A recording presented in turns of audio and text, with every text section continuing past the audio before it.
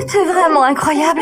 Je ne sais pas comment il a pu me faire tout ça en à peine 1 minute. Il m'a dédoué les épaules et les hanches. Il m'a massé le visage et fait un drainage lymphatique. Et ensuite, il m'a rhabillé en un instant. Irrésistible. Eh oui, un animé connu. Oui, enfin. Oh my god!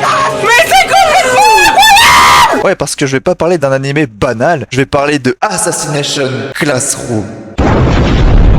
Mais oui, c'est clair. Allez, tous ensemble.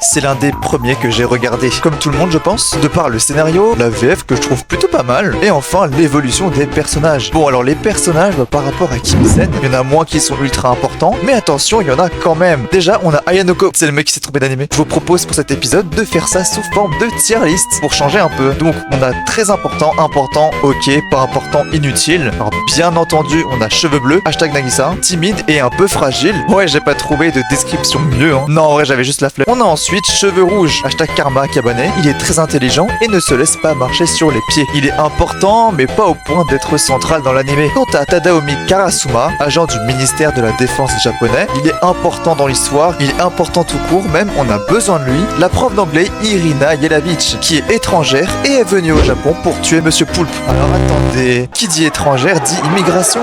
Il y a à peine de... L'un des personnages les plus particuliers, Ritsu, qui est une IA dans un monde où l'IA remplace certains métiers et met maintes et maintes personnes au chômage. Vous voulez que juste parce qu'elle est différente on l'accepte? Eh ben non, allez vous faire foutre. Akira Tadaoka est un personnage plutôt classique. Bah quoi, y'a quoi? Ryo Nakamura, mon personnage préféré. Alors vous inquiétez pas, j'ai les meilleurs arguments du monde. Tout d'abord parce qu'elle a le même doubleur que Nathan Adams dans Yokai Watch. Et oui, parce que Nakamura me fait penser à autre chose. Et ensuite, dernier argument, c'est la plus jolie je trouve. Et oui, personne ne pourra me contredire. Ensuite, on a cheveux verts, hashtag Kade Kayano, qui se transforme en alien. Ensuite, on a Itona, qui est un alien. Après, les autres personnages, en vrai, sont pas super importants. Si, il y a Yukiko Kanzaki, que j'aime bien. Bon, elle est carrément secondaire, mais je l'aime bien quand même. Et enfin, Sumire Hara. C'était grossophobe. Ta gueule. Et pour finir, le dernier perso... Non. Non. Bah non. Mais non. On parle de Christ, Chung. Non, non, non. Oui, oui, oui. Non, non, non. Oui, oui, oui. Avant, Monsieur Koro était être humain, et maintenant c'est un poulpe. Ouais, c'est normal en vrai, hein. Tant que c'est pas un singe. Bon, alors, l'animé. Monsieur Koro va devenir le professeur de la classe E. Il est donc super important pour l'histoire. Alors pourquoi un poulpe va devenir subitement le professeur principal de la classe E? Eh bien, c'est tout simplement parce qu'avant de devenir professeur, il a détruit une partie de la Lune. De toute façon, la Lune n'est pas super importante pour la Terre, hein. C'est pas un truc de ouf. Je décrocherai la Lune pour toi. C'est vrai? Voilà ma tier list finale. Prenez exemple. Non, bien sûr, je rigole. Parce qu'en réalité, certes, il y a des personnages qui sont moins intéressants et qui sont moins utiles. Allez, vous abusez les mecs. On ne veut plus rien pour vous, vous êtes irrécupérables. Mais en réalité, bah ils sont tous utiles quoi. Ils ont tous une certaine importance puisqu'ils vont tous essayer de tuer leur professeur ou de tuer Monsieur Koro parce qu'il n'y a pas que des élèves. Et c'est ça qui est bien dans l'anime, c'est que même des protagonistes qu'on ne voit pas beaucoup, eh bien en réalité ils ont une importance aussi. Aucun n'est laissé au hasard et aucun n'est laissé de côté. Bon, à part elle qu'on voit littéralement 2 secondes, hein. Même le générique il est plus long que la totalité de ses apparitions dans l'anime. Bon, j'avoue que c'est un peu de l'acharnement et pour me faire pardonner, eh ben je vais parler d'un truc négatif. Je vais arrêter de parler de Sumire Hara parce que c'est bon, on a compris. Dembélé appelle. Liverpool est dehors. Vous n'avez gagné qu'en marquant des buts.